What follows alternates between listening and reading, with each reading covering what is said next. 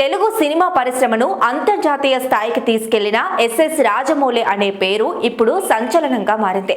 ఈ రోజుల్లో రాజమౌళి తనకంటూ ఒక ప్రత్యేక స్థానాన్ని సంపాదించుకున్నారు. అయితే ఇంతటి క్రేజ్ ఉన్న ఈ దర్శకుడి మాటలు ఇప్పుడు వివాదాలకు దారితీస్తుంది. హైదరాబాద్ లోని రామోజీ ఫిలిం సిటీలో ఇటీవల ఆయన గ్లోబ్ ట్రోటర్ వారణాసి సినిమా మొదటి ఈవెంట్ ను నిర్వహించారు. అయితే ఈ ఈవెంట్ లో ఎల్ఈడి స్క్రీన్ సరిగ్గా పనిచేయకపోవడం కారణంగా రాజమౌళి కొన్ని సంచలన వ్యాఖ్యలు చేశారు. నేను దేవుణ్ణి నమ్మను, కానీ మా నాన్న నమ్ముతారు, మా భార్య నమ్ముతారు.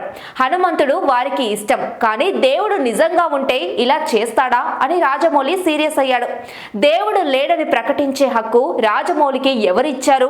తన సినిమాల్లో దేవతలు, ఇతిహాసాలు, పురాణాల థీమ్ వాడుకుంటూ వ్యక్తిగతంగా దేవుణ్ణి నమ్మను అంటారా అంటూ అనేక మంది సోషల్ మీడియాలో మండిపడుతున్నారు. ఇది ద్వంద్వ వైఖరి, అసలు నిజాయితీ లేకపోవడం అని కామెంట్స్ వెల్లువెత్తుతున్నాయి. భారతీయుల ఆధ్యాత్మిక భావనలు, వేల ఏళ్ల సంస్కృతి సాంప్రదాయాలను అవమానించేలా ఆయన మాట్లాడడం సమంజసం కాదని భక్తులు తీవ్రంగా స్పందిస్తున్నారు.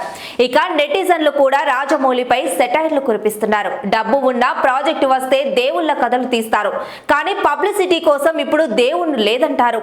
భారతీయ ఇతిహాసాల్లో పేరు తెచ్చుకుని ఇప్పుడు దేవుణ్ణి నిరాకరిస్తారా అంటూ పోస్టులు వైరల్ అవుతున్నాయి.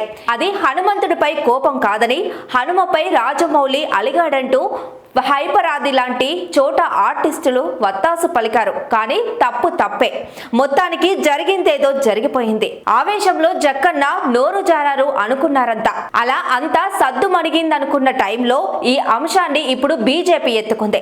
స్వయంగా బీజేపీ ఎంపీ, కేంద్ర హోంశాఖ సహాయ మంత్రి బండి సంజయ్ రాజమౌళి వ్యాఖ్యలపై స్పందించారు. దేవుణ్ణి నమ్మే విధంగా ఆ దేవుడి కరుణా కటాక్షాలు రాజమౌళిపై ఉండాలని కోరుకున్నారు. రాజమౌళి ఆలోచన విధానం మారాలన్నారు బండి.